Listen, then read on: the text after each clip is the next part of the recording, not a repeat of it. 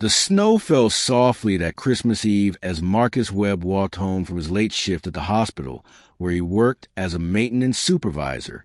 He was bone tired, but his heart was full thinking about his daughter, Sarah, waiting at home. She was 12 now, and these past 3 years since her mother passed had been hard on both of them. But they had each other, and that was enough.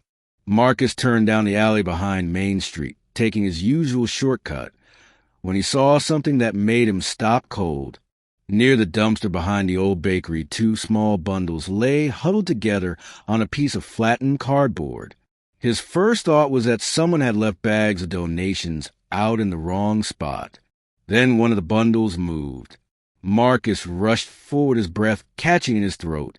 2 little girls, maybe 5 or 6 years old, were curled up together under a thin blanket, their blonde hair tangled, and their faces pale in the dim light from the street lamp.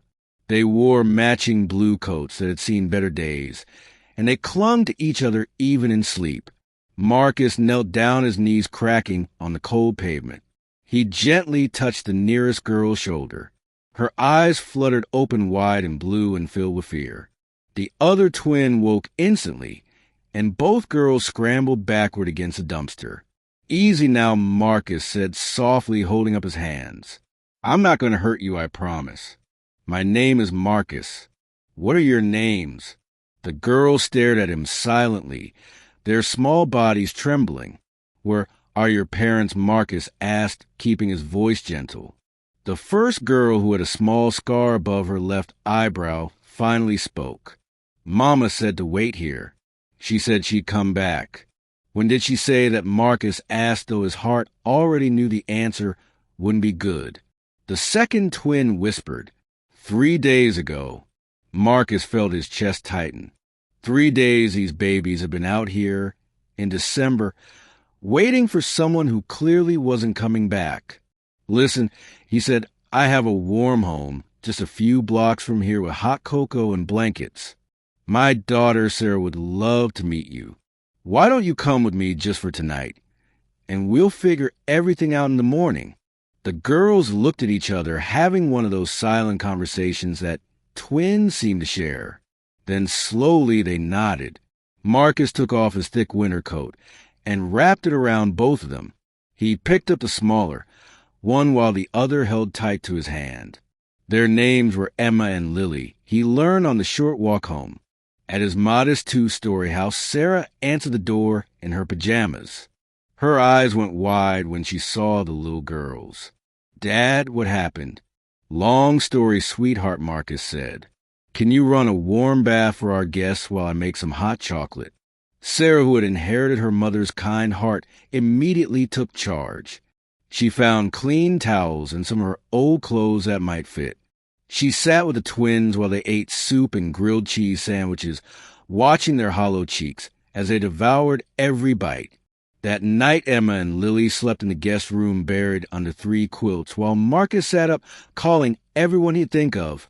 Child services was closed until the day after Christmas. The police took a report but said they'd need to investigate after the holiday. Marcus knew the system. These girls would end up in emergency foster care, separated most likely. He looked in on them before bed. They were curled together just like they'd been in that alley, except now they were warm and safe. Something in his heart shifted. Christmas morning, Sarah woke the twins gently. She'd wrapped some of her old toys and books in newspaper, so they'd have something to open. Marcus made pancakes shaped like snowmen. For a few hours, they were just a family celebrating together. Emma, who was the braver of the two, finally spoke up after breakfast. "Our mama, she wasn't bad. She just got sad after our daddy left. She tried really hard." Marcus sat down at their level. "I believe you, sweetie. Sometimes grown-ups have troubles that get too big, and they make mistakes. But that's not your fault." Lily, the quieter twin, pulled something from her coat pocket. It was a crumpled envelope. "Mama left this," she whispered. "Said if anyone found us to read it." Marcus opened it with shaking hands. Inside was a letter written in desperate scrawl. "To whoever finds my girls. My name is Jennifer Collins. I am sick, very sick, and I have no family and no money for doctors. I tried everything, but I can't take care of Emma and Lily anymore. They deserve better than watching me fade away. Please give them a good home. Please tell them I love them more than anything. Please tell them this wasn't their fault. There was an address at the bottom. Marcus looked at the date on the letter. 5 days ago. Sarah was reading over his shoulder, tears streaming down her face. We have to find her dad. We have to try. Marcus made calls. He finally reached a social worker who agreed to check the address. 2 hours later, she called back. Her voice was heavy. They'd found Jennifer Collins at the county hospital. She collapsed in her apartment a day after leaving the girls and had been in intensive care ever since. She was stable now, but barely. The hospital staff hadn't known she had children. Marcus bundled everyone into his old sedan. At the hospital, Emma and Lily held hands as they walked down the corridor. Their mother was thin and frail in the hospital bed. Her eyes opened when she heard their voices. Mama, the twins, cried running to her. Jennifer wept holding them as best she could. I'm so sorry, she kept saying. I thought I was protecting you. Marcus stood back, giving them space. But Jennifer looked at him. You found them. Thank you. Marcus nodded. They're safe. That's what matters now. A doctor explained that Jennifer had advanced pneumonia and severe malnutrition. With treatment and time, she could recover. But she had no insurance and nowhere to go. Marcus heard himself saying, Stay with us. All of you. Everyone stared at him. We have the room, Marcus continued. Sarah and I, we understand what it's like to lose someone to sickness. We got through it together. Maybe we can help you get through this. Jennifer shook her head. I can't ask that. You're not asking, Marcus said. I'm offering. Over the next weeks, Jennifer slowly healed. Marcus helped her apply for assistance and medical coverage. Sarah taught the twins how to braid hair and play card games. The house that had been quiet for so long filled with laughter. Jennifer got a job at the local library once she was strong enough.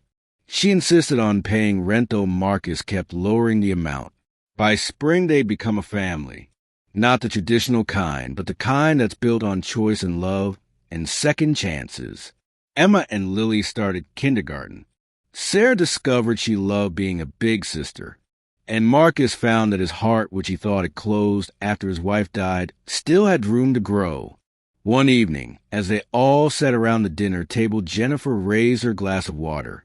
To Marcus, she said, who saw 2 little girls when he could have walked away, who gave us all a second chance at life. The twins cheered. Sarah smiled, and Marcus felt something he hadn't felt in years. Complete. Sometimes the greatest gifts come wrapped in the most unexpected packages. Sometimes family isn't about blood. It's about who shows up, who stays, who chooses love even when it's hard.